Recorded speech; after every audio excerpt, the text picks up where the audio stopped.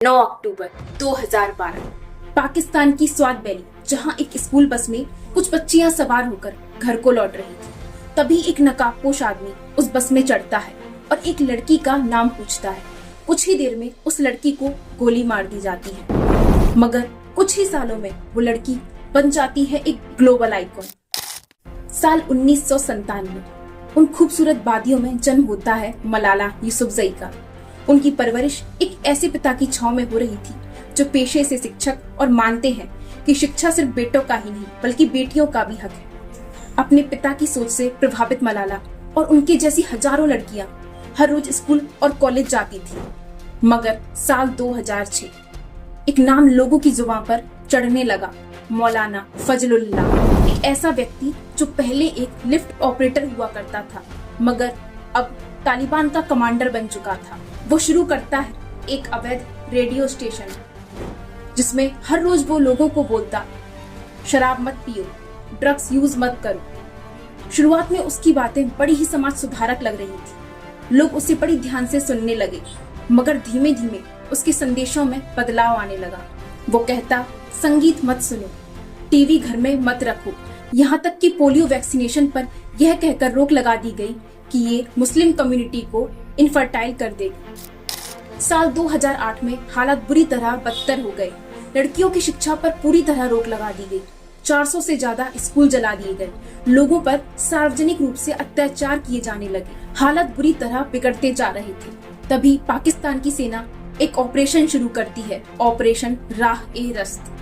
चारों तरफ गोलियां चल रही थी। लोग अपने घरों से भागकर शिविरों में शरण ले रहे थे। मगर इस ऑपरेशन के बाद तालिबान की एक्टिविटीज पर काफी हद तक कंट्रोल किया जा सका। कहने को स्वात अब आजाद होने लगा था, मगर लोगों के मन में अभी भी डर बरकरार था।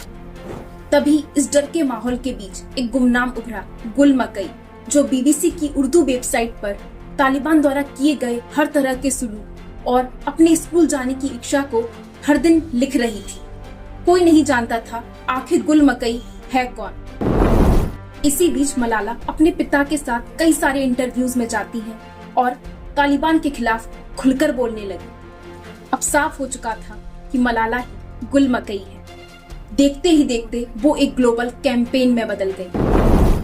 मगर तालिबान इस तरह लड़की को बोलते देख सहन न कर सका और 9 अक्टूबर 2012 को मलाला को गोली मार दी गई। इस जानलेवा हमले के बाद पूरा पाकिस्तान सड़कों पर विरोध प्रदर्शन कर रहा था। सोशल मीडिया पर #IamMalala काफी तेजी से ट्रेंड कर रहा था। इसी बीच गर्ल्स एजुकेशन के राइट को लेकर एक पिटीशन रजिस्टर की गई, जिस पर 20 लाख से ज्यादा साइन हुए। तब जाकर first right to education bill pass हुआ। वहीं दूसरी तरफ मलाला की हालत बहुत ही ज्यादा गंभीर होती जा रही थी। उन्हें इंग्लैंड के क्वीन एलिजाबेथ हॉस्पिटल में एडमिट किया गया और 5 घंटे की ब्रेन सर्जरी के बाद उनकी हालत में सुधार हुआ। रिकवर होते ही मलाला अब सिर्फ केवल पाकिस्तान में ही नहीं, देश विदेशों में जाकर लोगों को गर्ल्स एजुकेशन के राइट के लिए अवेयर करने लगी।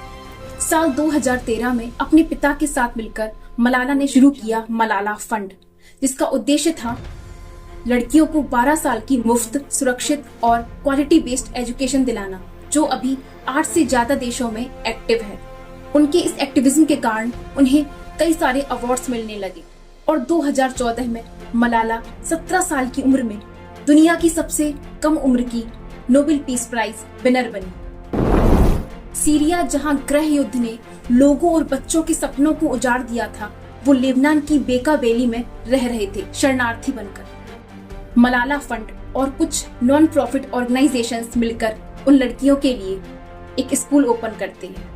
आज मलाला सिर्फ एक सर्वाइवर और नोबेल पीस प्राइज विनर ही नहीं, बल्कि ग्लोबल एजुकेशन एक्टिविस्ट और हर एक महिला की आवाज बन चुकी है।